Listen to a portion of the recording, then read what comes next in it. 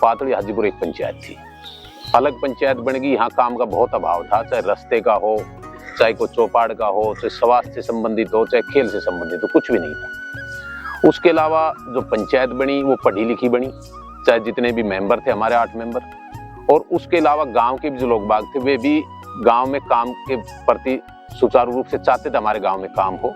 तो सभी का सहयोग रहा, पूरी पंचायत का, पूरे गांव का, और उसी वजह से हमारे गांव में, मैं तो ये कहूँ शायद गुड़गांव में क्या हरियाणा में सबसे ज्यादा काम हुआ। पहले समय में जो हमारे ग्राम सचिव थे या बीडीओ था या जेई था, सरपंच ये नहीं पढ़ पाता था भाई उन्होंने क्या लिखा हमारे रिकॉर्ड में, कितना काम हुआ, कितने पैसे निकले। अब सरपंच उस चीज को अपने स्वयं देख सकता है, कोई उसके साथ गलत नहीं कर सकता।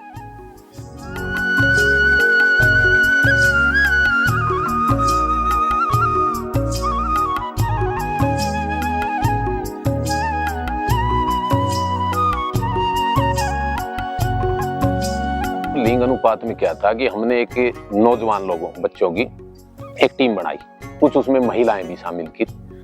अब लोगों को समझाया भी गया भाई लड़की लड़के से भी आगे है, चाहे किसी फील्ड में हो, चाहे खेल के मैदान में हो, शिक्षा में हो, चाहे ये यूपीएससी हो, आईपीएस है, और तो क्या चाहे आज पायलट तक भी हमारी बेटियां हैं।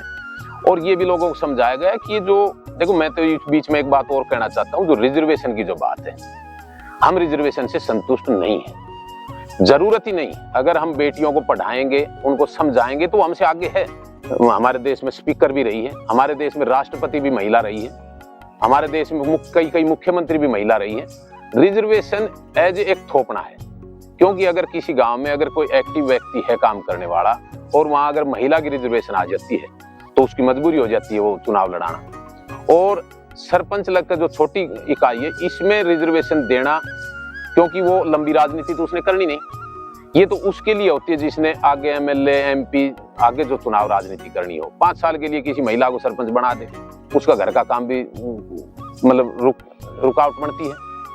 तो रिजर्वेशन देने की बजाय प्रोत्साहित करो, महिलाओं को आगे ले आओ, बेटियों को आगे ले आओ।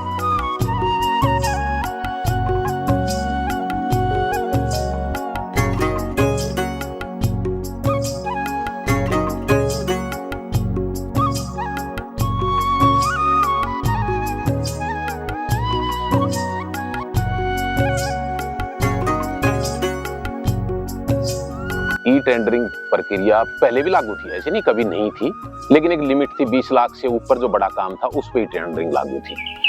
अब इन्होंने जैसे पहले 2 किया, पंचायतों ने विरोध किया, जब 5 किया तो उससे भी पंचायत इसलिए संतुष्ट नहीं है कि बहुत छोटे काम ऐसे होते हैं पंचायत लेवल पे, समाज में मान ले अगर कोई बजट हमारे पास नहीं भी आया हो, पंचायत चाहे अपने लेवल पे उस काम को करा दे, बाद में उसकी पेमेंट हो जाए।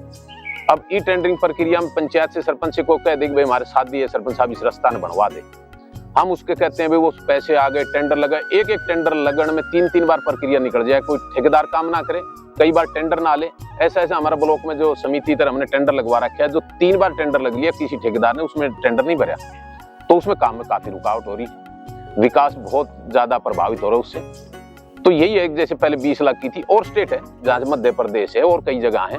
और ई टेंडर के अलावा पंचायत ये भी कहना चाहे कि जो पंचायत का पूर्ण अधिकार है, 1994 में जो पंचायत राज एक्ट बना है, वो अधिकार पंचायत से दिया जाए।